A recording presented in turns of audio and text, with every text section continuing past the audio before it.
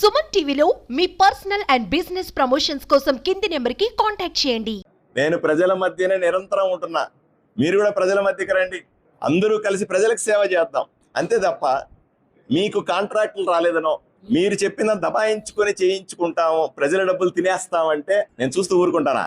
మాకు చంద్రబాబు నాయుడు గారు అలా చెప్పలా, మాకు పవన్ కళ్యాణ్ గారు అలా చెప్పలా, నాకు మోదీ గారు అలా ట్రైనింగ్ ఇవ్వలే. ఏది ఏమైనప్పటికీ కూడా ఇదేం పెద్ద పట్టించుకోవాల్సిన అంశం కాదని నా అభిప్రాయం. ఇంత పెద్ద కూటమి నడుపుతున్నప్పుడు తప్పనిసరిగా చిన్న చిన్న ఒడిదుడుకులు ఉండడం సర్వసాధారణం. నేచురల్లీగా రాజకీయ అనుభవంతో కొంతమందిని ఇట్లా ఉసిగొల్పడం కూడా సర్వసాధారణమే. వచ్చిన వాళ్ళందరిలో ఎక్కువ బాధపడుతుంది ఆయన బంధువులే, వాళ్ళ బంధువులు కాంట్రాక్టర్లు వాళ్ళంతా.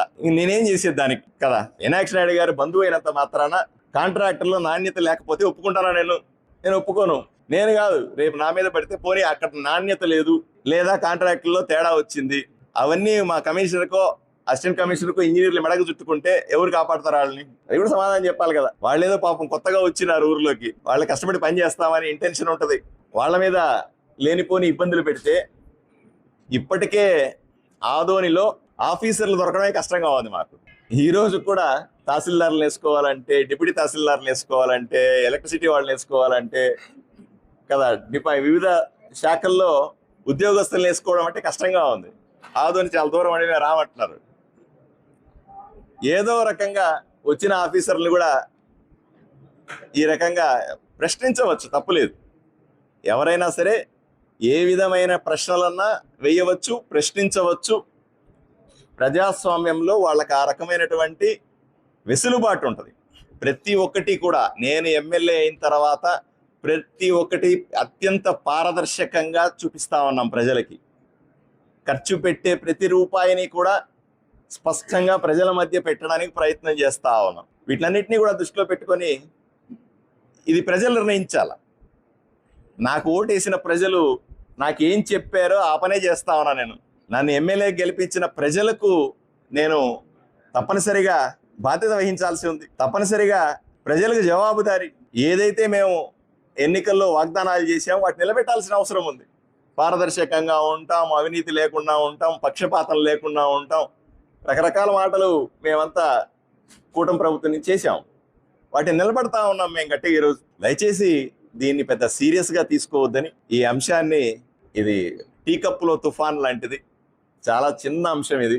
దీనికి పెద్ద ప్రాధాన్యత కూడా ఏమీ లేదు. రాజకీయంగా ప్రాధాన్యత లేదు, పరిపాలనా పరంగా ప్రాధాన్యత లేదు. వాళ్ళు వచ్చి డిమాండ్ మామూలుగా పేపర్ ఇచ్చి ఉన్నా కూడా, వాళ్ళు వచ్చి నార్మల్గా ఒక పేపర్ ఇచ్చి ఏమండి దీన్ని కౌన్సిల్లో పెట్టండి అంటే అప్పటికప్పుడు తయారు చేసి పెట్టేవాళ్ళం. దాన్ని ఒక కెమెరాల ముందు ఒక ఇష్యూ లాగా తీసుకొని దాన్ని చేయడం వల్ల ఏమవుతుందంటే ప్రచారానికి తప్ప ఇంకేది.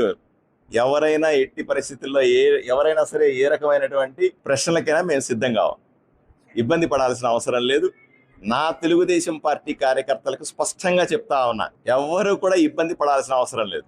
జనసేన పార్టీ కార్యకర్తలకు అందరికీ చెప్తా ఉన్నా, బీజేపీ కార్యకర్తలకు అందరికీ చెప్తా ఉన్నా, అన్ని సవ్యంగానే జరుగుతాయి. ఆదోనిని అభివృద్ధి చేసుకుంటాం. శాతం జరుగుతుంది. సహజమే. అడ్డంకులు రావడం సర్వసాధారణం రాజకీయాల్లో. కానీ నేను ఎమ్మెల్యే అయిన తర్వాత నేను అడ్డంకులు లేకుండా అన్ని స్మూత్గా జరిగిపోతాయని ఎలా ఊహిస్తాను చెప్పండి కదా? ఆటుపోట్లు వస్తాయి, ఒడిదుడుకులు ఉంటాయి, ఇష్యూలు వస్తాయి. వీటన్నిటిని హ్యాండిల్ చేయాలి. హ్యాండిల్ చేసి ఆదోని అభివృద్ధి చేయాలి. ఈరోజు ప్రజలు నాతో ఉన్నారు. ఆదోని ప్రజలు నన్ను ఆశీర్వదించారు. ఆదోని ప్రజలు నాతో ఉన్నారు. ఆదోని ప్రజల కోరిక నేను గట్టిగా నిలబడి ఆదోని అభివృద్ధి చేయాలని ప్రజల కోరిక. దాంట్లో ఎట్టి వయసులో కాంప్రమైజ్ అయ్యే ప్రశ్న లేదు. 100కు 100% నిలబడతాను. ఎన్ని ఒడిదుడుకులు వచ్చినా నిలబడతాను. ఎంతమంది ఎన్ని రకాలుగా ఇబ్బంది పట్టినా ప్రజల కోసం భరిస్తాను.